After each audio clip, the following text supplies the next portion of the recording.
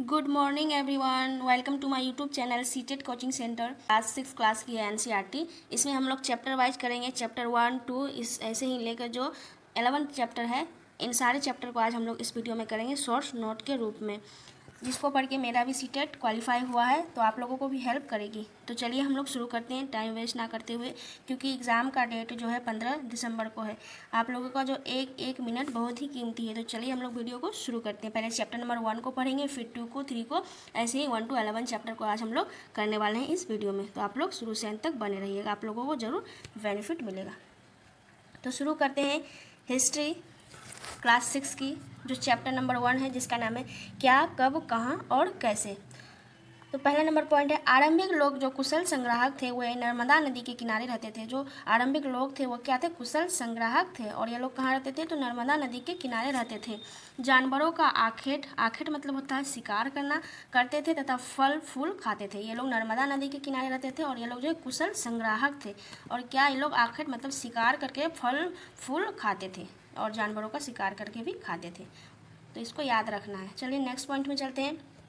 उत्तर पश्चिम की सुलेमान और किरथर की पहाड़ियाँ। ये जो है सीटेट का जो फेवरेट पॉइंट है या फेवरेट टॉपिक है, आप लोग इसको रट लीजिएगा। उत्तर पश्चिम की सुलेमान और किरथर की पहाड़ियाँ। तो 8000 वर्ष पूर्व सबसे पहले गेहूं तथा जौ फसलों को उपजाना आरंभ किया था। तो इसको याद रखना कि गेहूं तथा जौ, ये दोनों फसलें जो है उत्तर पश्चिम में जो स्थित सुलेमान और किरथर की पहाड़ियाँ है, वहाँ पे उपजाना प्रारंभ किया गया था। और इसका जो वर्ष भी याद रखना है। तो कब? 8000 वर्ष पूर्व सबसे पहले गेहूं तथा जौ को उपजाना प्रारंभ किया गया था। उत्तर पश्चिम में ये जो पहाड़ी स्थित है, क्या नाम है? सुलेमान और किरथर की पहाड़ियाँ।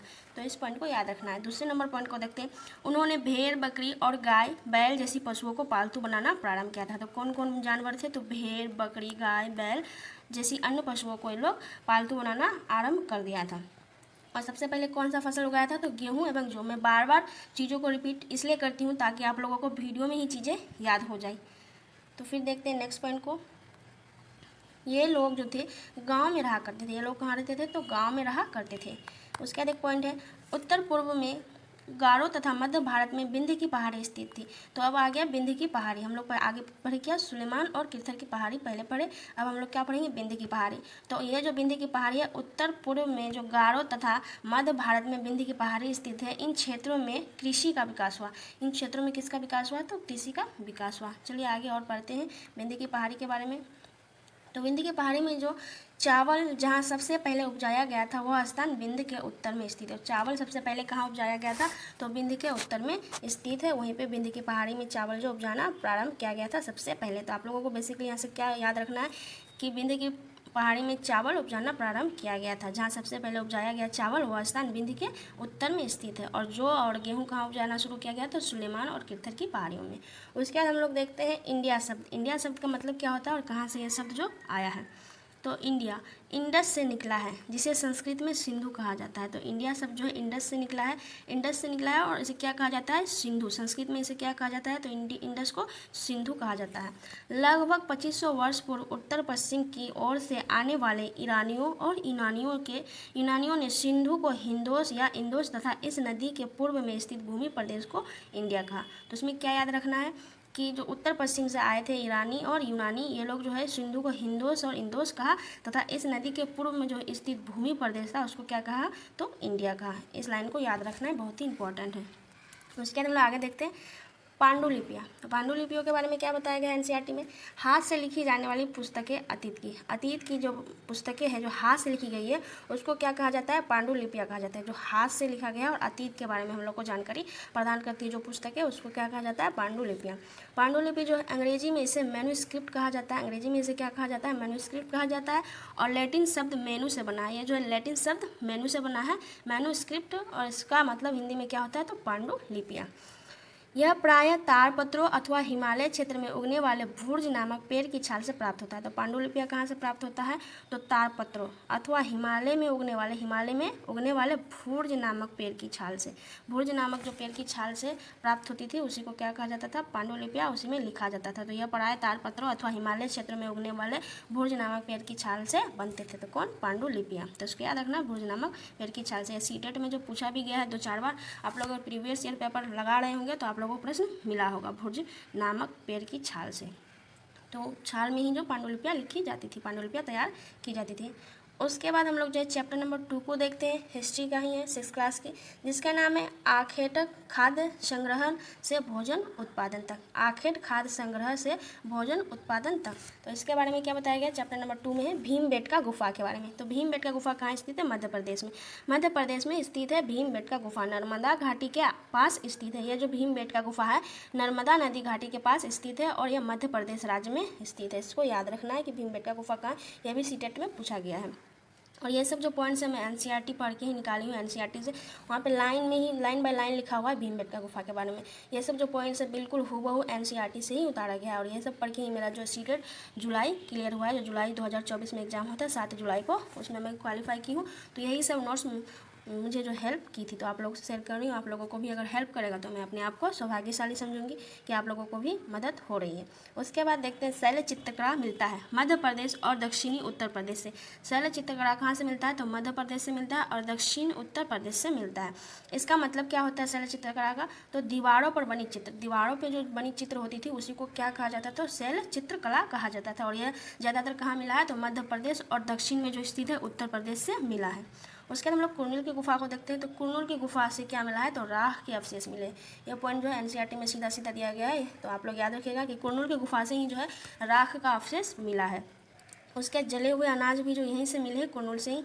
शुरुआती कृषकों और पशुपालकों के साक्ष्य कहाँ से मिले हैं? तो पश्चिम और उत्तर क्षेत्र में आधुनिक कश्मीर और पूर्वी तथा दक्षिणी भारत में पाए जाते हैं। तो शुरुआती कृषकों और पशुपालकों के साक्ष्य कहाँ मिलते हैं? तो पश्चिमी उत्तर क्षेत्र में आधुनिक कश्मीर जो अभी है और पूर्वी तथा दक्षिणी भारत में यह सब पाया जाता था, शुरुआती कृषक और पशुपालक का साक्ष्य। उसके बाद है बुर्ज होम, कश्मीर में स्थित है। तो बुर्ज होम का मतलब क्या होता है? तो गड्ढे के नीचे घर बनाकर रहना। इन्हें गड्ढे को गर्तवास कहा जाता था। इन गड्ढों को क्या कहा जाता है? तो गर्तवास कहा जाता था। बुर्ज होम से क्या मिला है याद रखना है आप लोगों को।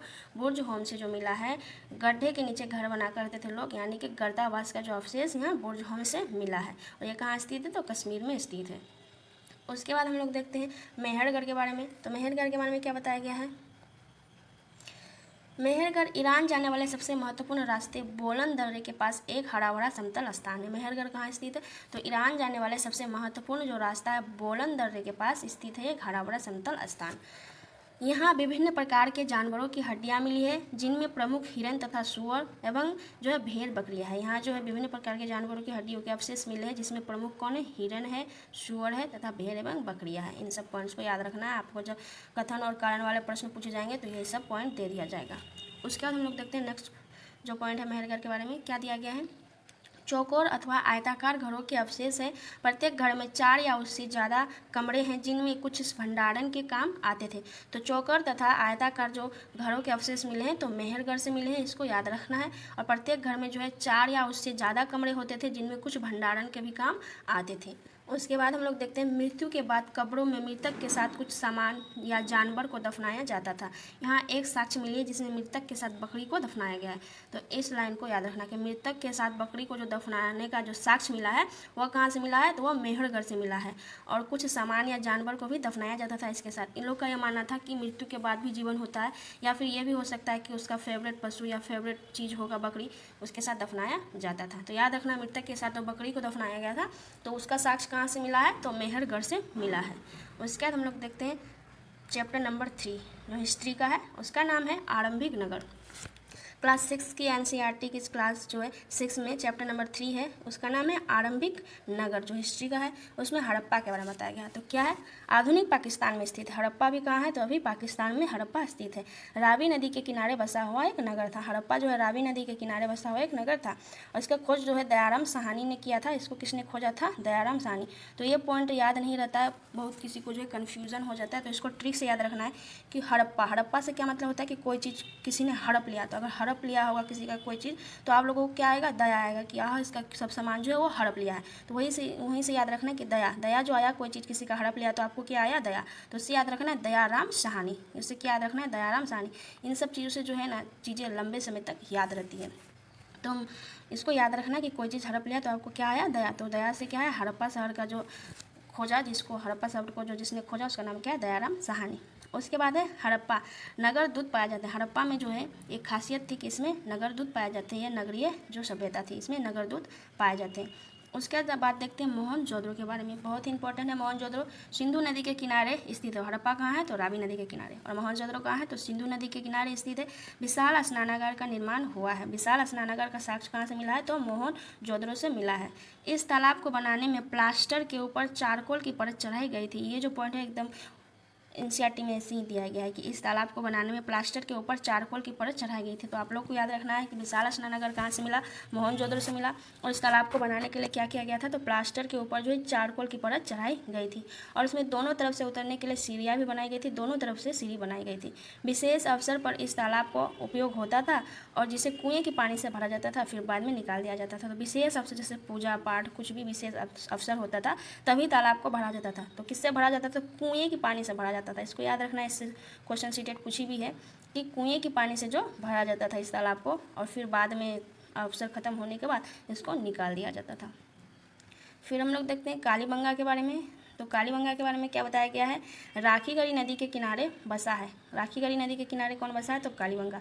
कालीबंगा और लोथल जैसे अन्य नगरों में अग्निकुंड मिले हैं। तो इसको याद रखना है कि अग्निकुंड कहाँ से मिला है? तो कालीबंगा से मिला है। और लोथल से भी मिला है अग्निकुंड।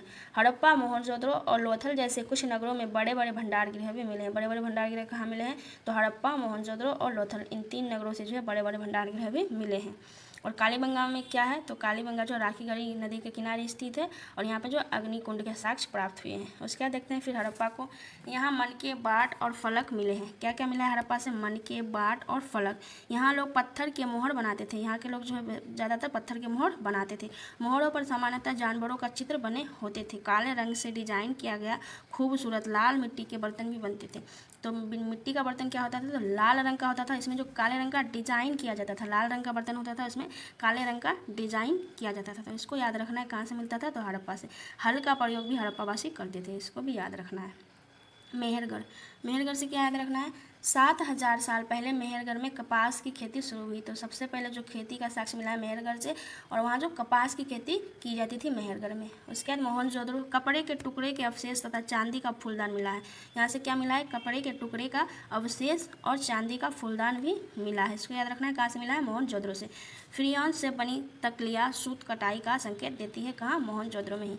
पक्की मिट्टी भी मिली है मोहनजोदड़ो से। दाढ़ी बने इंसान की मूर्ति भी यहाँ से मिली है। तो ये जो दाढ़ी बने इंसान की मूर्ति का फोटो एनसीईआरटी बुक में दिया भी गया है, आप लोग देख सकते हैं जाकर के। तो कहाँ से प्राप्त हुआ है? मोहनजोदड़ो से प्राप्त हुआ है। उसके बाद देखते हैं फ्रियॉन्स के बारे में। फ्रियॉन्स के बारे में क्या बताया गया है? इसे कृत्रिम रूप से तैयार किया जाता था। फ्रियॉन्स को जो कृत्रिम रूप से तैयार किया जाता था। तो कैसे तैयार किया जाता था? बालू या स्फटिक पत्थरों के चूर्ण को गोंद से मिलाकर बनाई जाती थी। बाद में नीले रंग की चिकनाई वाली परत चढ़ाई जाती थी। और इससे क्या क्या बनते थे? इसके मन के, चूड़िया, छोटे बर्तन बनाए जाते थे। फ्रियॉन्स से मन के, चूड़िया, छोटे बर्तन बनाए जाते थे। उसे जो कृत्रिम रूप से मतलब मानव निर्मित रूप से बनाया जाता था फ्रियॉन्स को। बालू या स्फटिक पत्थरों के चूर्ण को गोंद से मिलाकर बनाई जाती थी। और बाद में क्या? नीले रंग की चिकनाई वाली परत चढ़ाई भी जाती थी इसके ऊपर। उसके बाद हम लोग देखते हैं तांबे के बारे में। हड़प्पा के लोग राजस्थान से लाते थे। तांबा जो है हड़प्पा के लोग कहाँ से लाते थे? तो राजस्थान से लाते थे।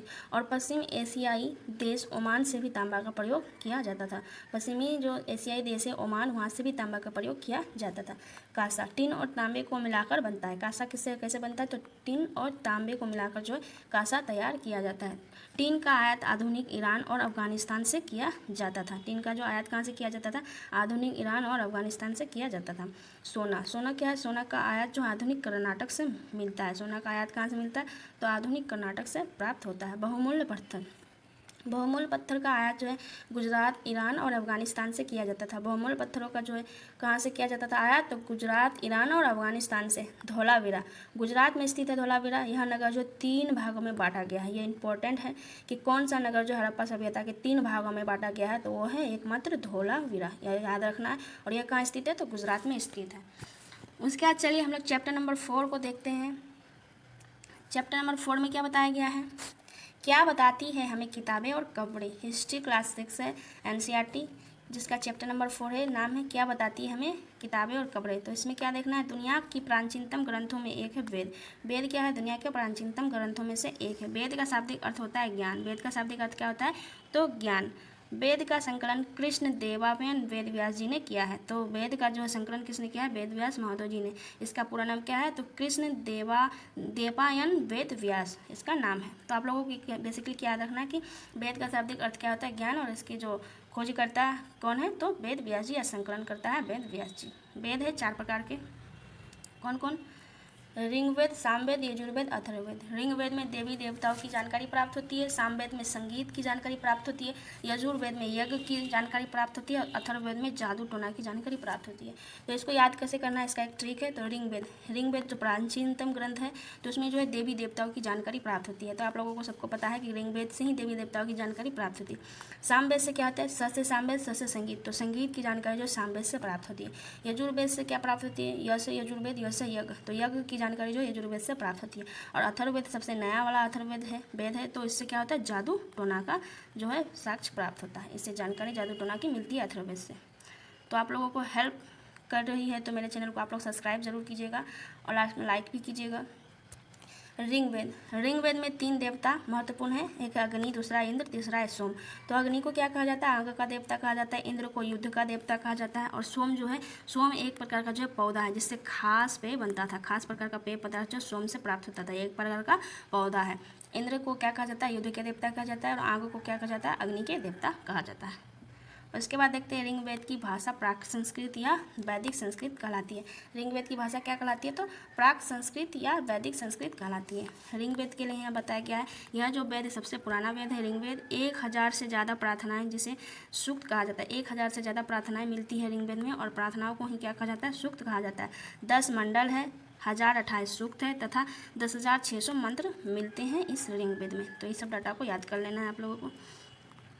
1500 वर्ष पहले ऋग्वेद भुर्ज वृक्ष की छाल पर लिखा गया यह पांडुलिपियाँ पुणे महाराष्ट्र के एक पुस्तकालय में सुरक्षित है। तो 150 वर्ष पहले जो ऋग्वेद जो है भुर्ज वृक्ष की छाल पर लिखा गया है, और यह पांडुलिपि कहाँ स्थित है? तो पुणे में जो है महाराष्ट्र के एक पुस्तकालय में सुरक्षित है। ऋग्वेद में अनेक नदियों का जिक्र मिलता है, जैसे व्यास, सतलुज, सिंधु, सरस्वती, गंगा, यमुना। इन सब नदियों का उल्लेख जो है ऋग्वेद में मिलता है। पर यमुना जो है यमुना का ऋग्वेद में केवल एक बार उल्लेख मिलता है। यमुना का जो है ऋग्वेद में जो केवल एक ही बार उल्लेख मिलता है, और बाकी सब नदियों का अनेक बार उल्लेख मिलता है। इसको याद रखना यमुना के बारे में कि यमुना का जो है ऋग्वेद में केवल एक बार उल्लेख मिलता है। लोगों की विशेषता बताने वाले शब्द, तो लोगों की विशेषता बताने वाले शब्द क्या क्या है? तो ब्राह्मण, वैश्य, क्षत्रिय और शूद्र। ब्राह्मण यज्ञ और अनुष्ठान करते थे, वैश्य क्या थे? व्यापारी थे, और क्षत्रिय क्या थे? सेना थे, और शूद्र जो थे वो दास थे। तो लोगों की विशेषता बताने के लिए 4 वर्णों में वो लोगों को विभाजित किया गया था। तो पहला है ब्राह्मण, दूसरा वैश्य, तीसरा क्षत्रिय, और चौथा जो है शूद्र है। तो सबसे अच्छा जो माना जाता था ब्राह्मण को, जो यज्ञ और अनुष्ठान वाले कार्य है ब्राह्मणों को किया जाता था। और वैश्य जो थे व्यापारी थे, व्यापार करते थे। और क्षत्रिय जो सेना थे, ये जो सुरक्षा प्रदान करते थे। और शूद्र जो है दास कहलाते थे। इन तीनों का जो सेवा सत्कार करता था कौन? तो शूद्र या दास करता था। इसको याद रखना है। उसके बाद इनाम गांव के बारे में पढ़ते हैं। इनाम गांव के बारे में क्या बताया गया है? विशिष्ट व्यक्ति की कब्र यहाँ से मिली है, इनाम गांव से। 3600 से 2700 साल पहले भीमा की सहायक नदी घोड़ के किनारे बसा हुआ एक गांव है, कौन? इनाम गांव। उसके बाद हम लोग देखते हैं, यहाँ वैक्स लोगों को प्राय गड्ढे में सीधा लेटाकर दफनाया जाता था, और उनका सिर जो है उत्तर की ओर होता था। वैक्स लोगों को जो यहाँ सीधा लेटाकर दफनाया जाता था गड्ढे में, और इसका सिर जो है हमेशा उत्तर की ओर होता था। कई बार मृतक के शवों को घर के अंदर ही दफनाया जाता था, और खाने पीने तथा बर्तन सब के पास रख दिया जाता था। कई बार जो मृतकों के शवों को जो घर के अंदर ही दफना दिया जाता था, और यहाँ जो है खाना खाने तथा पानी पीने के लिए बर्तन सब के पास रख दिया जाता था। ये लोग को लगता था कि मरने के बाद भी जीवन है, और जो है मृतक जो है खाना उठ के कब्र में खाएगा, तो ये लोग खाने के लिए क्या देता था? तो बर्तन दे देता था, पानी पीने के लिए भी बर्तन दे देता था। यह सब जो साक्ष्य कहाँ से मिला है? तो यह सब साक्ष्य मिला है इनाम गांव से, आप लोगों को याद रखना है। उसके बाद खामोश पहाड़ी कहानी महापाषाणों की, इसके बारे में पढ़ते हैं। महापाषाण का अर्थ होता है महाज और पाषाण। महा मतलब होता है बड़ा, पाषाण मतलब होता है पत्थर। मतलब बड़े पत्थरों के काल को क्या कहा जाता है? महापाषाण काल कहा जाता है।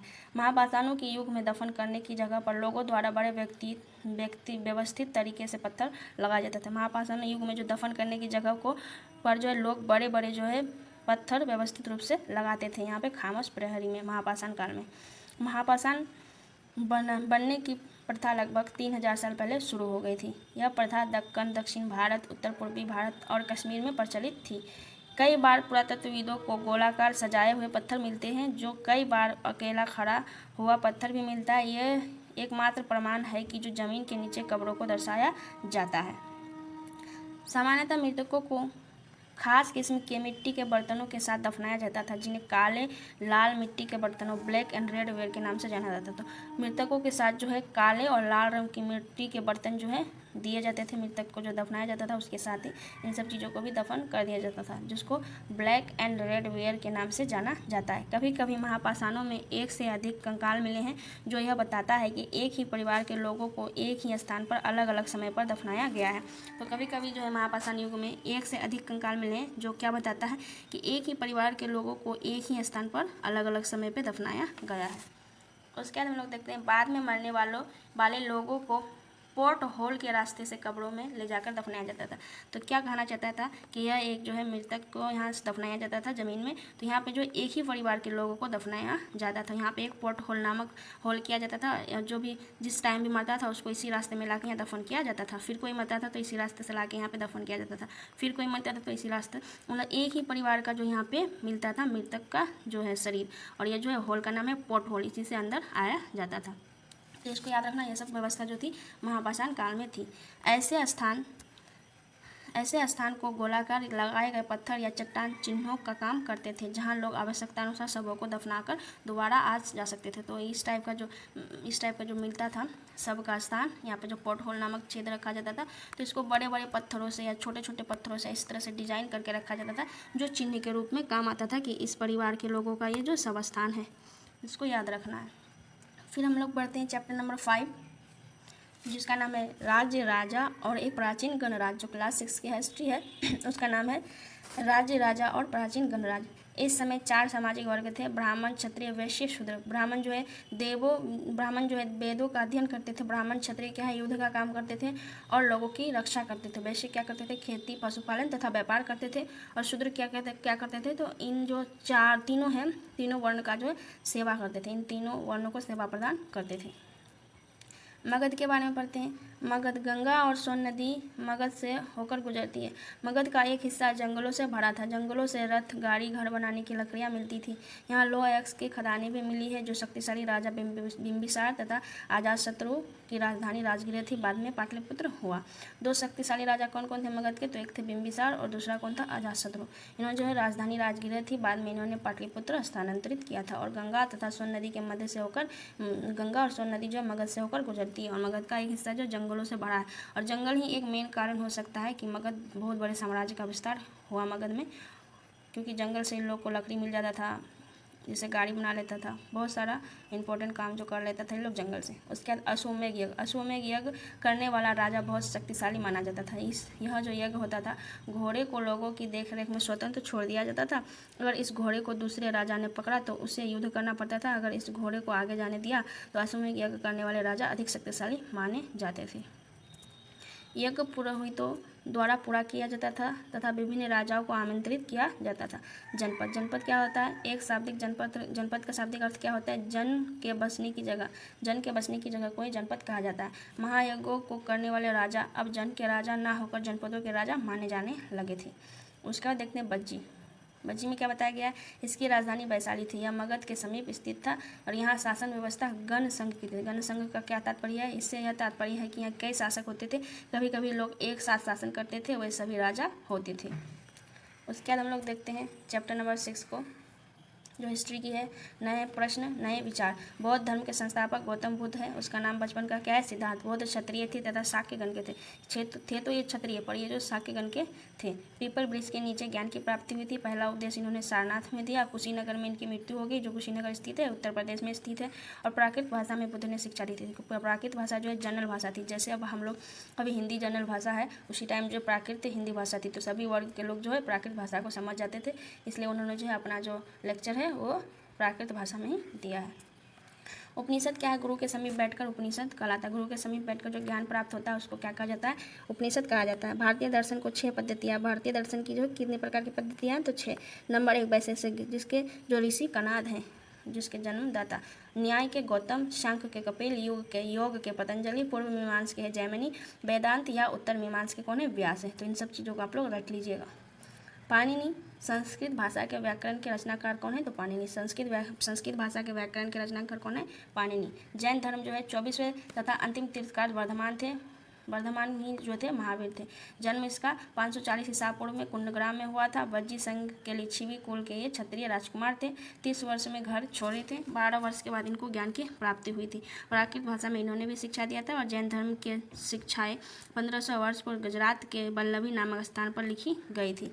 और जन्म इसका क्या कहाँ हुआ था? तो कुंडग्राम में जो है वैशाली के बिहार में स्थित है। वैशाली जिले में बिहार राज्य में स्थित है कुंडग्राम, इसको याद रखना है। उसके बाद देखते हैं बौद्ध धर्म के नियम किस ग्रंथ में मिलता है? तो विनय पिटक में। इसको याद रखना है, सीटेट में बहुत बार पूछा भी गया है कि बौद्ध धर्म का नियम का ग्रंथ जो है, नियम का जो उल्लेख मिलता है किस ग्रंथ में? तो वो विनय पिटक में मिलता है। जैन शब्द कैसे बना है? तो संस्कृत के जिन शब्द से बना है जिसका अर्थ होता है विजेता। महावीर का प्रथम उपदेश जो है जाम्भिक ग्राम जो राजगृह में स्थित है वहाँ इन्होंने प्रथम उपदेश दिया था। त्रिरत्न सिद्धांत दिए गए हैं, सम्यक ध्यान, सम्यक दर्शन, सम्यक आचरण, ये जो है महावीर स्वामी के त्रिरत्न सिद्धांत दिए गए हैं। और महावीर स्वामी जो है इनका जो जैन धर्म है 2 गुटों में बट गया था बाद में। पहला है दिगंबर और दूसरा है श्वेतांबर। ये दोनों जो है गुटों में बट गया था जैन धर्म बाद में। उसके बाद बौद्ध को ज्ञान की प्राप्ति की कहानी। जो बौद्ध को ज्ञान की प्राप्ति कहाँ हुई थी? तो बुजुर्ग, बीमार, मृत तथा साधु को देखकर। बौद्ध जो गौतम बुद्ध घर से बाहर निकले तो उन्होंने क्या क्या देखा? एक बुजुर्ग आदमी देखा, एक बीमार आदमी देखा, एक मृत शरीर को देखा और एक साधु को देखा। इन सब को देख के ही बुद्ध का जो है मन में ज्ञान प्राप्ति और गृह त्याग की भावना आई, जिसके कारण 29 वर्ष की आयु में ज्ञान प्राप्त करने हेतु इन्होंने गृह त्याग कर दिया। 35 वर्ष की आयु में बोधगया के निरंजना नदी के तट पर पीपल वृक्ष के नीचे इनको जो है ज्ञान की प्राप्ति हुई थी। तो कौन नदी था? निरंजना नदी के तट पर पीपल वृक्ष के नीचे इसको ज्ञान की प्राप्ति हुई थी। इसके बाद वे बुद्ध कहलाए तथा अपना पहला उपदेश जो है सारनाथ में दिया और यह है कोहित वो उनके साथियों को दिया। जब पहला उपदेश जो है सारनाथ में दिया, किसको दिया? तो कोहित वो उनके साथियों को दिया। उसके बाद क्या बताया गया है? इनके 2 प्रिय शिष्य थे, उसका नाम क्या था? अंगद और उपाली। गौतम बुद्ध का जो 2 प्रिय शिष्य था उसका नाम क्या था? आनंद और उपाली। इसको याद रखना, आनंद और उपाली। उसके बाद हम लोग देखते हैं बुद्ध की प्रमुख शिक्षा। तो बुद्ध की क्या क्या शिक्षाएं थी? जीवन कष्टों से भरा है और यह इच्छा व लालसाओं का कारण होता है। इस लालसा को बुद्ध ने तृष्णा कहा है। इसका समाधान आत्मसंयम है। हमारा कर्म ही है। परिणाम चाहे अच्छे हो या बुरे हमारे वर्तमान जीवन के साथ साथ बाद के जीवन को भी प्रभावित करता है। तो ये जो पॉइंट है सीटेट में पूछा गया है, आप लोग अच्छे से पढ़िए कि जो इसका समाधान आत्मसंयम है। हमारे कर्म के परिणाम चाहे अच्छे हो या बुरे, ये जो है हमारे बाद के जीवन को भी प्रभावित करता है। उसके बाद बौद्ध ग्रंथ जो है विनय पिटक, सूत पिटक, अधिधम्म पिटक, 3 ग्रंथ है बौद्धों के। तो क्या बौद्ध धर्म का 3 ग्रंथ है? एक विनय पिटक में क्या मिलता है? तो जीवन की घटनाएं मिलती है। सूत पिटक में संघ के नियम के बारे में बताया गया है और अधिधम्म पिटक में क्या गया है? आध्यात्मिक विचार के बारे में बताया गया है। और उसके बाद हम लोग देखते हैं जैन धर्म की शिक्षाएं। तो जैन धर्म की शिक्षाएं क्या है? अहिंसा के नियम का कड़ाई से पालन करना तथा किसी भी जीव की हत्या नहीं करना, भोजन के लिए भिक्षा मांगकर सादा जीवन बिताना एवं चोरी नहीं करना तथा ब्रह्मचर्य का पालन करना, यह जो है जैन धर्म की शिक्षाएं थी। उसके बाद देखते हैं संघ। संघ का मतलब क्या होता है?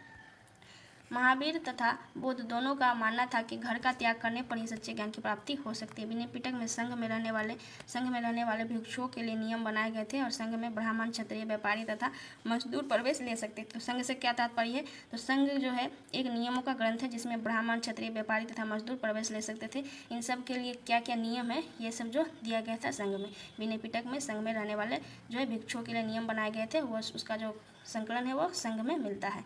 उसके बाद देखते हैं आश्रम व्यवस्था को। आश्रम व्यवस्था से क्या तात्पर्य है? जैन धर्म तथा बौद्ध धर्म एक जब फैल रहे थे तब ब्राह्मणों ने आश्रम व्यवस्था विकास किया। आश्रम व्यवस्था में ब्रह्मचार्य, ब्राह्मण, क्षत्रिय, वैश्य से यह आशा की जाती थी कि वह सादा जीवन बिताए तथा वेदों का अध्ययन करे। यह सब क्या है? ब्रह्मचार्य में। दूसरा है गृहस्थ। गृहस्थ में क्या है कि विवाह करने के पश्चात इस आश्रम में प्रवेश ले सकते थे। तो आश्रम व्यवस्था में दो टाइप में बांट दिया गया था। तो एक ब्रह्मचार्य जो इन सब नियमों का पालन करेंगे कि ब्राह्मण, क्षत्रिय, वैश्य से यह आशा की जाती थी कि वह सादा जीवन बताए तथा वेदों का अध्ययन करे, वो क्या कहलाते थे? तो ब्रह्मचार्य कहलाते थे। और गृहस्थ मतलब होता है विवाह करने के बाद भी ये पश्चात जो आश्रम में प्रवेश करते थे वो क्या है? गृहस्थ है। उसके बाद यहाँ पे बताया गया वानप्रस्थ के बारे में। तो वानप्रस्थ से क्या मतलब है? जंगल में रहकर साधना करना, वो है वानप्रस्थ। संन्यास जो है ये सब त्याग कर सन्यासी बन जाते थे। ये सब जो आश्रम व्यवस्था के अंतर्गत सब आता है। उसके नोट में है एक जरस्थूल। जरस्थूल जो क्या है? एक ईरानी पैगंबर थे। इनकी शिक्षाओं का उल्लेख जो जैन अवस्था नामक ग्रंथ से मिलता है। जरस्थूल की जो जैन अवस्था है, इसी ग्रंथ से जो इनकी शिक्षाओं का उल्लेख मिलता है। इसकी भाषा तथा इसमें वर्णित रीति रिवाज वेदों की भाषा तथा रीति रिवाजों से काफ़ी मिलते जुलते हैं। इनमें जो है शिक्षा मूल, इसका जो मूल शिक्षा है सद्विचार, सद्भावना तथा सद्कार्य, ये सब जो है इनकी मूल शिक्षा है। उसके बाद हम लोग देखते हैं चैप्टर नंबर 7 जो काफ़ी महत्वपूर्ण है। इसमें क्या बताया गया है, राज्य से साम्राज्य तक, जो मौर्य साम्राज्य के बारे में चैप्टर नंबर 6। इसके बाद हम लोग 7 करेंगे, 8 करेंगे, 9, 10 और 11, इन सब चैप्टरों को भी करेंगे। अभी हम लोग चैप्टर नंबर 7 को कर रहे हैं। मौर्य साम्राज्य, संस्थापक जो है चंद्रगुप्त मौर्य है और अशोक इनका पोता था। चंद्रगुप्त का बेटा बिंदुसार था, तो पहले चंद्रगुप्त था, फिर बिंदुसार, उसके बाद उसका बेटा जो है अशोक। अशोक के जो ज़्यादातर अभिलेख हैं प्राकृत भाषा में लिखी गई थी, लेकिन इसकी जो लिपि थी वो ब्राह्मी लिपि थी। इसकी लिपि क्या थी, तो ब्राह्मी लिपि थी, और ज़्यादातर अभिलेख जो है प्राकृत भाषा में लिखा गया। और इसका लास्ट युद्ध कौन सा था, तो कलिंग युद्ध इनका लास्ट युद्ध था। अशोक का धम्म, अशोक के धम्म से क्या अभिप्राय है, किसी देवता की पूजा अथवा किसी कर्मकांड की आवश्यकता नहीं थी, यह अपनी प्रजा को शिक्षा देने के लिए चलाया गया है। इसमें बुद्ध ने उपदेशों का संग्रहण किया था। यह शिक्षा को लोगों तक पहुँचाने के लिए अशोक ने धम्म महामात अधिकार की नियुक्ति की थी। यह जो है शिक्षा को लोगों तक पहुँचाने के लिए क्या किया था, तो अशोक ने एक धम्म महामात अधिकारी की नियुक्ति की थी। उसके बाद बताया गया अशोक ने धम्म के विचारों को प्रसारित करने के लिए सीरिया, मिस्र, ग्रीस दूत भेजे थे, और अपने पुत्र महेंद्र और पुत्री संघमित्रा को भी इन्होंने कार्य हेतु श्रीलंका भेज दिए थे कि जाओ और बौद्ध धर्म का वहाँ पे प्रचार प्रसार करो। तो कौन थे वह, अपने पुत्र महेंद्र एवं पुत्री संघमित्रा को कहाँ भेजे थे, तो श्रीलंका। कुरनूल की गुफा आंध्र प्रदेश में है, जहाँ से राख का अवशेष मिला था। भीमबेटका से शैल चित्रकला का अवशेष मिला है। अशोक का कलिंग युद्ध में क्या बताया गया है, अशोक मौर्य साम्राज्य के सबसे प्रसिद्ध शासक थे। कलिंग तटवर्ती उड़ीसा का प्राचीन नाम जो है, कलिंग जो है तटवर्ती उड़ीसा का प्राचीन नाम है। उड़ीसा का ही प्राचीन नाम क्या है, तो कलिंग। अशोक ने कलिंग को जीतने के लिए एक युद्ध लड़ा, लेकिन इस युद्ध में खून खराबा को देखकर उसने निर्णय लिया कि वह भविष्य में कभी युद्ध नहीं करेंगे। जो चैप्टर नंबर 7 था। इसके बाद हम लोग चैप्टर नंबर 8 को देखते हैं। इसकी एनसीईआरटी का चैप्टर नंबर 8, जिसका नाम है खुशहाल गांव और समृद्ध शहर। इसमें तो चलिए कुछ टॉपिक्स को देखते हैं। पहले नंबर में है लोहे के औजार और खेती। तो उपमहाद्वीप में लोहे का प्रयोग लगभग 3000 साल पहले शुरू हो गया था। उसके बाद है महापाषाण कपड़ों में लोहे के औजार और हथियार बड़ी संख्या में मिली है। जंगलों की सफाई के लिए कुल्हाड़ियाँ तथा जुताई के लिए हलों के फाल का इस्तेमाल शामिल है। उसके चलिए नेक्स्ट टॉपिक है तमिल क्षेत्र में बड़े भूस्वामियों को देखा गया है, जिसको वेल्लाल कहा जाता है। बड़े भूस्वामी जिसे वेल्लाल कहा जाता है। साधारण हलवाहों को उनवार और भूमिहीन मजदूरों दासों, ये लोग कडेसियर और अदमाई कहलाते थे। तो इसमें बेसिकली ये याद रखना है कि तमिल क्षेत्र में जो बड़े भूस्वामी रहते थे उनको वेल्लाल कहा जाता है। ये क्वेश्चन जो है सीटेट में बार बार रिपीटेड क्वेश्चन है। उसके बाद साधारण हलवाहों को उनवार और भूमिहीन मजदूर दासों को कडेसियर और अदमाई कहा जाता था। इन दोनों टॉपिक्स को याद कर लेना है। दोनों जो पॉइंट है तमिल क्षेत्र में दोनों भी आई है। उसके बाद चलिए नेक्स्ट टॉपिक में चलते हैं। नेक्स्ट टॉपिक है ग्राम भोजक। ये भी स्टार मार्क क्वेश्चन है। ग्राम भोजक जो है गांव का प्रधान व्यक्ति ग्राम भोजक कहलाता था। गांव का जो प्रधान होता था उनको ग्राम भोजक कहा जाता था। यह गांव का प्रधान होता था और अक्सर यह एक ही परिवार के लोग इस पद पर कई पीढ़ियों तक रहते थे। जो ये जो ग्राम भोजक वाला पद था ये आनुवंशिक पद था। उसके बाद है यह गांव में कर वसूलता और राजा को देता था। यह जो गांव में टैक्स को वसूलता था और राजा को देता था, कौन, तो ग्राम भोजक। उसके बाद है ये कभी कभी न्यायाधीश और पुलिस का भी काम करता था। जो ये ग्राम भोजक थे कभी कभी न्यायाधीश और पुलिस का भी काम करते थे। उसके बाद नेक्स्ट टॉपिक है कृषक, स्वतंत्र कृषक।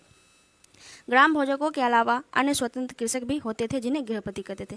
इनमें ज़्यादातर छोटे किसान ही होते थे। छोटे किसान जो होते थे वो स्वतंत्र कृषक कहलाते थे। इनका अपना ज़मीन होता था और अपना खेती बाड़ी करते थे और इनको कहा जाता था गृहपति। इसको याद रखना कि स्वतंत्र किसान को गृहपति कहा जाता था। उसके बाद दास या कर्मकार। इनके पास स्वयं की ज़मीन नहीं होती थी और ये दूसरों की ज़मीन पर कार्य करते थे। उसके बाद है कुछ लोहार, कुम्हार, बढ़ई, बुनकर, शिल्पकार तथा कुछ दास कर्मकार भी कहलाते थे। कुछ जो लोहार थे, कुम्हार थे, बढ़ई थे, बुनकर थे, इन लोगों को दास कर्मकार कहा जाता था। इनका स्वयं का ज़मीन नहीं होता था, ये दूसरों की ज़मीन पर काम करते थे। उसके बाद चलिए नेक्स्ट टॉपिक है संगम साहित्य। ये भी बहुत इंपॉर्टेंट टॉपिक है, इसको भी स्टार मार्क कर लेना है। सीटेट से इससे क्वेश्चन देखने को मिले हैं। तो इसमें है तमिल की प्राचीन रचनाओं को संगम साहित्य कहा जाता है। जो तमिल की प्राचीन रचना है उनको ही संगम साहित्य कहा जाता है। 2300 साल पहले इसकी रचना की गई थी तथा इन्हें संगम साहित्य इसलिए कहा जाता है कि क्योंकि मुवेदोरो की कवियों के सम्मेलन में इनका संकलन हुआ है। मदुरै में जो एक कवियों का संकलन था मदुरै में, तो वहीं जो इनका संकलन किया गया था, इसलिए इसको संगम साहित्य कहा जाता है। उसके बाद नेक्स्ट टॉपिक है आहत सिक्के। इससे भी क्वेश्चन देखने को मिले हैं सीटेट में। तो आहत सिक्के, जो सबसे पुराना सिक्का आहत सिक्का है। चांदी या तांबे के सिक्कों पर विभिन्न आकृतियाँ आहत छिद्रित रूप से बनाए जाते थे, इसलिए इसे आहत सिक्का कहा जाता था। इसको भी देख लेना है। उसके बाद चलिए नेक्स्ट टॉपिक में है नगर। नगर क्या था? अनेक गतिविधियों के केंद्र अक्सर कई कारणों से महत्वपूर्ण हो जाते थे। उदाहरण मथुरा, 2500 साल से भी ज़्यादा समय से यह महत्वपूर्ण नगर रहा। जो मथुरा था उस टाइम में महत्वपूर्ण नगर के नाम से जाना जाता था। इसमें जो था 2000 साल पहले मथुरा कुषाणों की दूसरी राजधानी बनी। 2000 साल पहले मथुरा जो है कुषाणों की दूसरी राजधानी बनी। और मथुरा किसके लिए फेमस था? मूर्तियों के लिए। मथुरा बेहतरीन मूर्तियाँ बनाने का केंद्र था। उसके बाद चलिए नेक्स्ट टॉपिक को पढ़ लेते हैं। नेक्स्ट टॉपिक में है शिल्पकार, शिल्प तथा शिल्पकार। तो क्या था? ये पुरास्थलों से कई प्रकार के शिल्पों के नमूने मिले हैं, जिसमें मिट्टी के ही बहुत पतले और सुंदर बर्तन मिले हैं, जिन्हें ऊपरी काले चमकीले पात्र भी कहा जाता था। इनको क्या कहा जाता था? ऊपरी काले चमकीले पात्र, क्योंकि यह ज़्यादातर उपमहाद्वीपों के ऊपरी भाग से ही मिले हैं। उसका नेक्स्ट पॉइंट है अनेक शिल्पकार तथा व्यापारी अपने अपने संघ बनाने लगे थे, जिन्हें श्रेणी कहा जाता था। तो व्यापारी को क्या कहा जाता था? श्रेणी। इसको याद रखना है। व्यापारी को क्या कहा जाता था? तो श्रेणी कहा जाता था। उसके बाद एक टॉपिक है अरिकामेडु। अरिकामेडु भी बहुत इंपॉर्टेंट है, इसको भी याद रखना है। पुदुचेरी में स्थित एक पत्तन था। यहाँ दूर दूर से आए जहाज़ों से सामान उतारे जाते थे। इस स्थान से भूमध्य सागरीय एफोरा जैसे पात्र मिले हैं। इसमें अनुमान लगाया जाता है कि शराब या तरल जो तेल था इसको रखा जाता था। तो ये सब जो है सीटेट के लिए बहुत इंपॉर्टेंट टॉपिक्स है, जो मैं जब तैयारी करती थी तो इसको शॉर्ट नोट के रूप में देखती थी। आप लोग को एनसीईआरटी पढ़ना है 6th क्लास का, उसमें फ़ोटो भी दिया हुआ है। बहुत सारी चीज़ों को आप लोग फ़ोटो से भी समझ सकते हैं। तो पहले किताब पढ़ना है, उसके बाद शॉर्ट नोट तैयार करना है। और ये मेरे शॉर्ट नोट हैं, ये जो है सीटेट में बहुत हेल्पफुल रहेगा। रहे थे हिस्ट्री को, तो हिस्ट्री का जो पिछला 8 चैप्टर है हम लोग पढ़ चुके हैं। आज हम लोग पढ़ेंगे चैप्टर 9 को, जो हिस्ट्री का है, नए साम्राज्य और राज्य। जो ये चैप्टर भी बहुत इंपॉर्टेंट है। इसमें से भी 2-4 टॉपिक्स हैं जो सीटेट बार बार इससे क्वेश्चन पूछती है। तो आज हम लोग पढ़ने वाले हैं। ये सब शॉर्ट्स नोट है। जब मैं सीटेट का तैयारी करती थी तो ऐसे ही शॉर्ट्स नोट बना करके अपना रिवीजन करती थी, देखती थी, तैयारी करती थी बार बार। देखिए कंटेंट तो बहुत है सबके पास, बहुत पढ़ाई भी कर लिया है सबको, पर उस चीज़ को रिवाइज़ नहीं करता है, रिवीजन नहीं करता है, जिसकी वजह से चीज़ें याद नहीं हो पाती है, चीज़ें याद नहीं रहती है एग्ज़ाम तक जाते जाते। क्योंकि हम लोग कंटेंट बहुत पढ़ लेते हैं और उसको रिवाइज़ नहीं करते हैं। तो रिवाइज़ करना बहुत ज़रूरी है। तो मैं शॉर्ट्स नोट बना के रखी थी, जिसको मैं देख करके सीटेट का एग्ज़ाम क्वालिफाई की हूँ फर्स्ट अटैम्प्ट में। तो आप लोग से शेयर कर रही हूँ अपना नोट्स, तो आप लोग भी इससे तैयारी कर सकते हैं। तो फर्स्ट टॉपिक है समुद्रगुप्त की जानकारी। इलाहाबाद में अशोक स्तंभ पर खुदे एक लंबे अभिलेख से मिली है। समुद्रगुप्त की जानकारी है इलाहाबाद में अशोक स्तंभ पर खुदे एक लंबे अभिलेख से मिलती है।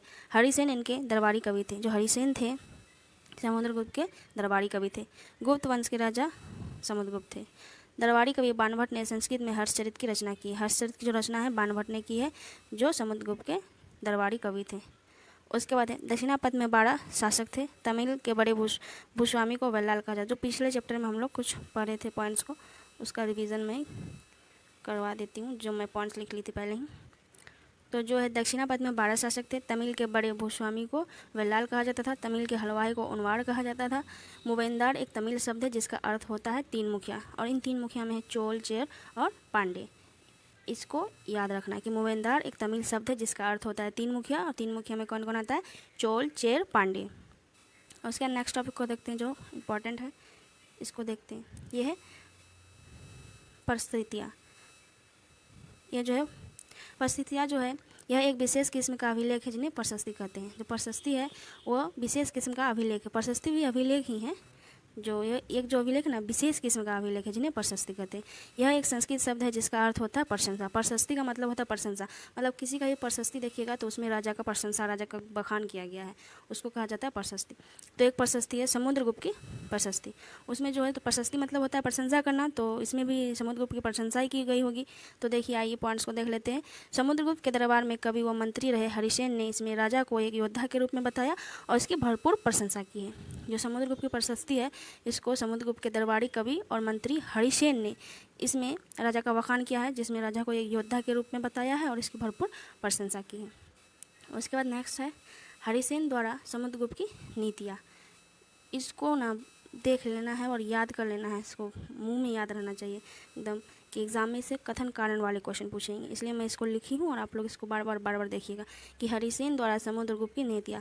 हरिसेन ने समुद्रगुप्त की नीतियों के बारे में बताया है। तो पहले नंबर में क्या बताया है, आर्यावर्त के 9 शासकों को समुद्रगुप्त ने हराकर उनके राज्य को अपने साम्राज्य में मिला लिया था। जो नंबर 1 है, आर्यावर्त के 9 शासकों को समुद्रगुप्त ने हराकर उनके राज्य को अपने राज्य में साम्राज्य में मिला लिया था। उसके बाद दूसरा है, दक्षिणापथ के 12 शासक आते हैं दक्षिणापथ में, इन सब ने हार जाने के बाद समुद्रगुप्त के सामने समर्पण किया।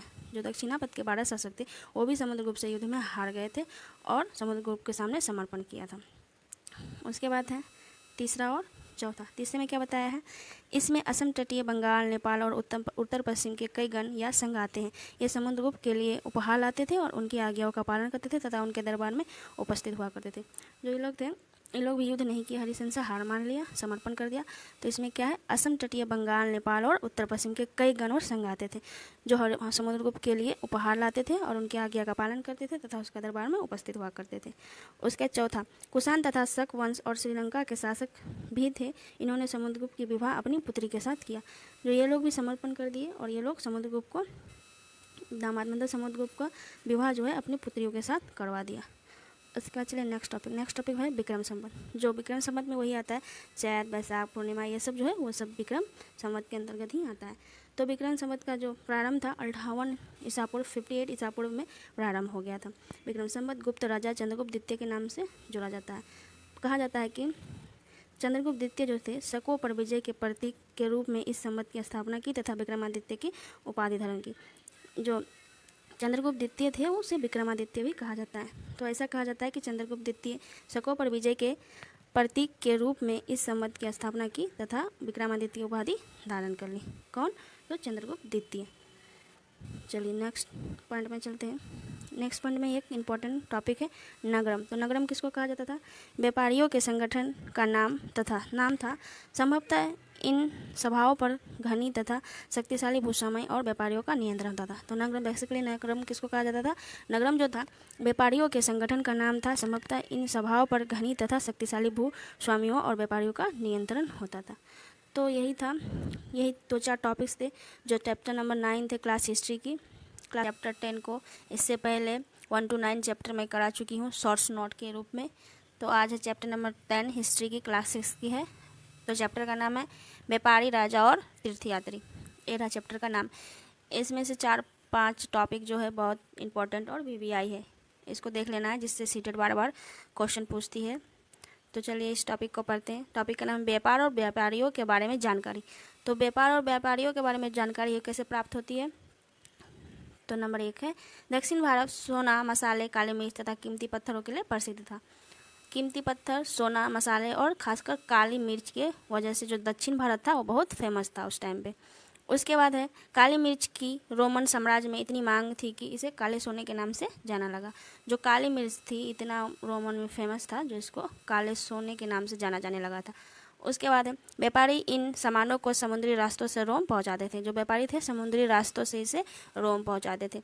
उसके बाद है दक्षिण भारत में ऐसे अनेक रोमन सोने के सिक्के मिले हैं जिससे व्यापार का पता चलता है। तो किससे पता चलता है कि रोमन व्यापारी यहाँ दक्षिण भारत में व्यापार करते थे? तो बहुत सारे जो थे रोमन सोने के सिक्के मिले हैं जिससे यह पता चलता है कि यहाँ पे व्यापार होता था। उसके बाद ये टॉपिक है संगम मोवेंदार, बहुत इंपॉर्टेंट है। इससे क्वेश्चन सीटेट जुलाई में भी पूछा गया है तो इसको अच्छे से पढ़ना है। तो मोवेंदार का मतलब क्या होता है? मोवेंदार का मतलब होता है 3 मुखिया। तमिल शब्द है मोवेंदार, जो है एक तमिल शब्द है जिसका अर्थ होता है 3 मुखिया। और इन 3 मुखियों में कौन कौन है? चोर, चेर और पांड्य। इन तीनों को याद रखना है। उसके बाद इसमें बताया गया है 2300 साल पहले दक्षिण भारत में ये काफ़ी शक्तिशाली माने जाते थे। चोल, चेर, पांड्य जो संगम मोवेंदार थे 2300 साल पहले दक्षिण भारत में ये काफ़ी शक्तिशाली माने जाते थे। और जो थे सबके 2-2 सत्ता केंद्र थे। जो मोवेंदार संगम मोवेंदार थे सबके 2-2 सत्ता केंद्र थे। 3 मोवेंदार हैं, चोल, चेरी और पांड्य। तो 2-2 करके है तो हो गया 6, जिसमें एक तटीय हिस्से में रहता था और दूसरी अंदरूनी हिस्से में। इनके दो दो सत्ता केंद्र थे, जिसमें एक तटीय हिस्से में तथा दूसरे अंदरूनी हिस्से में पाए जाते थे। इस तरह इनके 6 केंद्र थे। उसके बाद चलिए इन 6 केंद्रों में देख लेते हैं। तो इन 6 केंद्रों में जो है प्रमुख 2 केंद्र थे। 2 केंद्र में से नंबर 1 में आता है, एक चोलों का पतन या पुहार कावेरीपट्टनम में था और दूसरा है पांड्यों की राजधानी मदुरै थी। ये दोनों केंद्र प्रमुख हैं, इन दोनों केंद्र को याद रखना है। उसके बाद मूवेंदार जो लोग थे, मूवेंदार लोगों से नियमित कर नहीं लेते थे, बल्कि उपहार की मांग करते थे। ये लोग जो थे नियमित कर नहीं लेता था किसी से भी, उसके बदले ये उपहार की कामना रखते थे कि हमें उपहार ला के दे, अच्छी अच्छी कीमती पत्थर, कुछ उपहार। टैक्स नहीं लेते थे नियमित। ये चीज़, ये पॉइंट याद रखना है, ये बहुत ही इंपॉर्टेंट पॉइंट है कि मूवेंदार लोग टैक्स नहीं लेते थे बल्कि उपहार की मांग करते थे। उसके बाद इसके लगभग 200 वर्षों के बाद पश्चिमी भारत में सातवाहन नामक राजवंश का प्रभाव पड़ गया। उसके बाद जो मूवेंदारों के बाद है सातवाहन राजवंशों का प्रभाव पड़ा।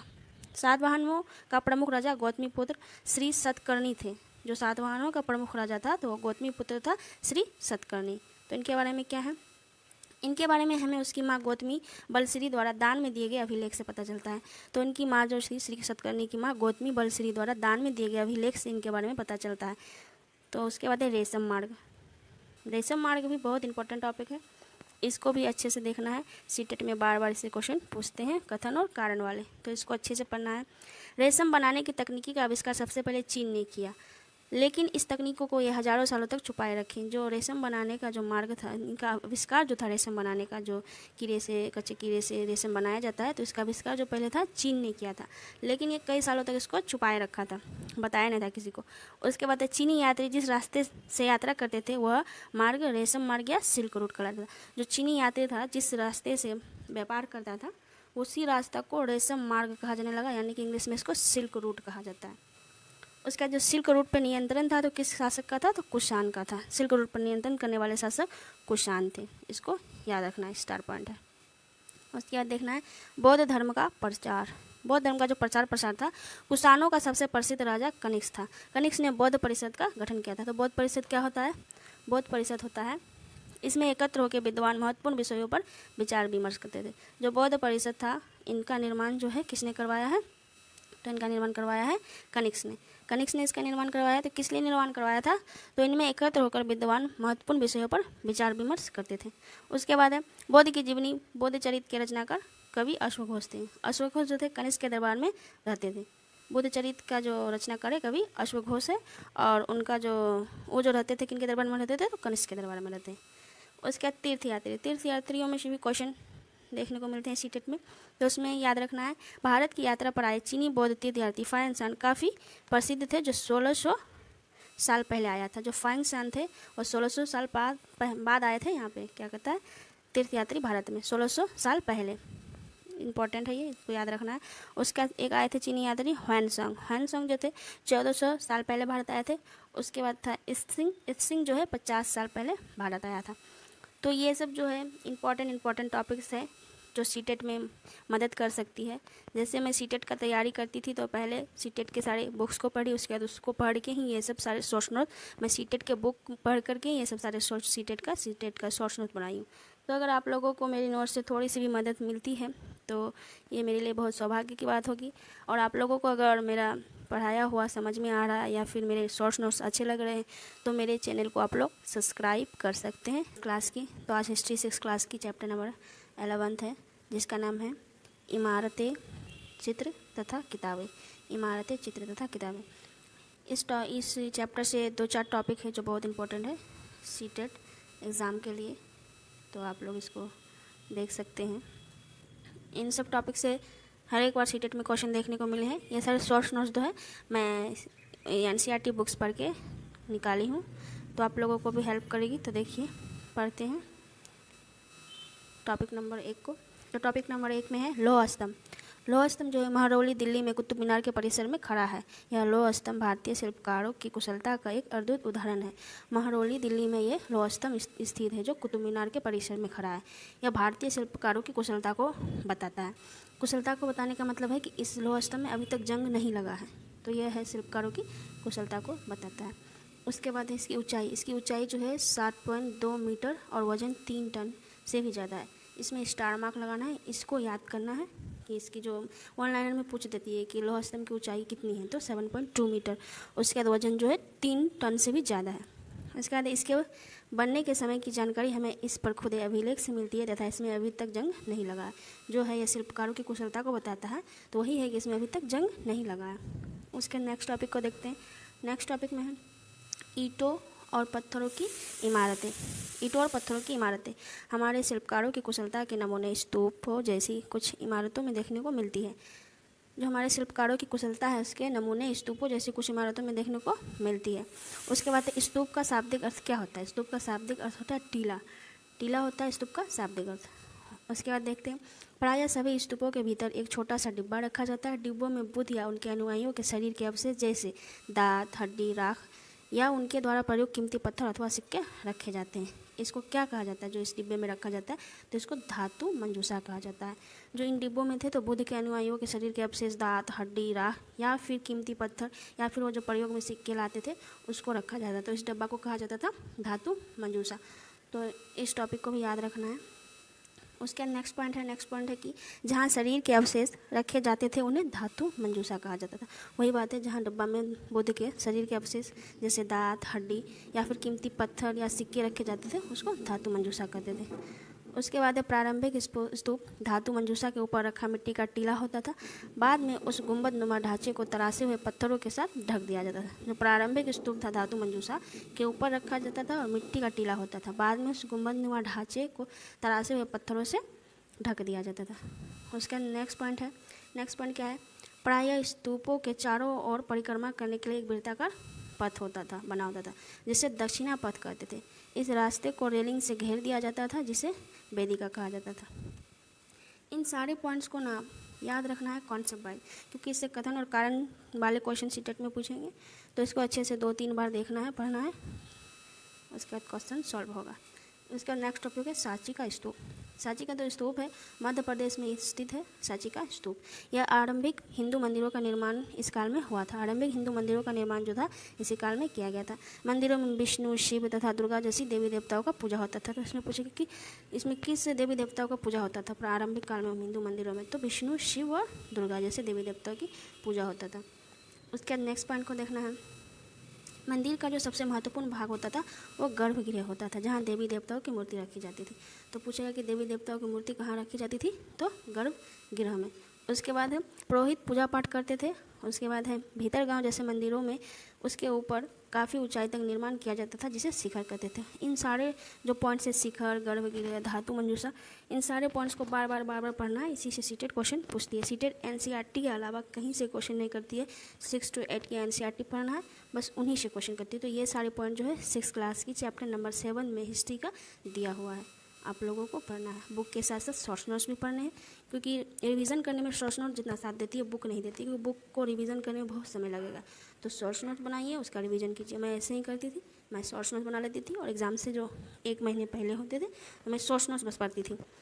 तो आप लोग भी उसी तरह करें, ज़रूर फ़ायदा मिलेगा। उसके बाद नेक्स्ट पॉइंट, अधिकतर मंदिरों में मंडप नाम का एक जगह होता था, जो यह एक सभागार होता था जहाँ लोग इकट्ठा होते थे। मंडप नाम का जो जगह होता था मंदिर में, वह एक सभागार होता था और यहाँ लोग इकट्ठा होते थे। जैसे इस मंदिर के एग्जाम्पल है महाबलीपुरम और ऐहोल मंदिर, इसके एग्जाम्पल है। इसके नेक्स्ट टॉपिक है पुस्तकें। पुस्तकें भी बहुत इंपॉर्टेंट टॉपिक है। 1800 साल पहले एक प्रसिद्ध तमिल महाकाव्य शिल्पादिकारम की रचना इंगलो नामक कवि ने की थी। जो शिल्पादिकारम है की रचना इंगलो नामक कवि ने की थी, तो इसको भी याद रखना है। उसके 2 संस्कृत महाकाव्य जो है महाभारत और रामायण, जो लंबे समय से लोकप्रिय रहे हैं। उसके बाद है नेक्स्ट पॉइंट है पुराणों एवं महाभारत के लेखक जो है व्यास महोदय जी हैं। पुराण और महाभारत के जो लेखक है व्यास है। उसके संस्कृत रामायण के लेखक वाल्मीकि जी हैं। इन सब पॉइंट्स को याद रखना है, एग्जाम में डायरेक्टली क्वेश्चन इससे पूछे जाते हैं। उसके बाद है लास्ट टॉपिक आर्यभट्ट महोदय। आर्यभट्ट जो थे वो जीरो का आविष्कार किए थे, जीरो का जो खोज किए थे आर्यभट्ट महोदय किए थे। ये जो थे गणितज्ञ और खगोल शास्त्री दोनों थे। संस्कृत में इन्होंने आर्यभट्टियम पुस्तक की रचना की है। इसमें इन्होंने बताया है कि पृथ्वी अपनी धुरी पर चक्कर काटने की वजह से दिन रात होती है। पृथ्वी जो अपनी धुरी पर चक्कर काटती है इसी की वजह से दिन और रात होती है। किसने कहा है? तो आर्यभट्ट महोदय ने। तो इन सारे टॉपिक्स को पढ़ना है और एनसीईआरटी के बुक्स भी पढ़ने हैं जो आपको सीटेट एग्ज़ाम में बहुत हेल्पफुल रहेगा। तो ये मेरे शॉर्ट्स नोट अगर आप लोगों को मदद करेंगी, आप लोगों को मदद कर रही है, समझ में आ रही है, तो मैं अपने आप को बहुत सौभाग्यशाली समझूंगी। अगर आप लोगों को अच्छा लग रहा होगा तो मेरे चैनल को सब्सक्राइब कर सकते हैं। धन्यवाद।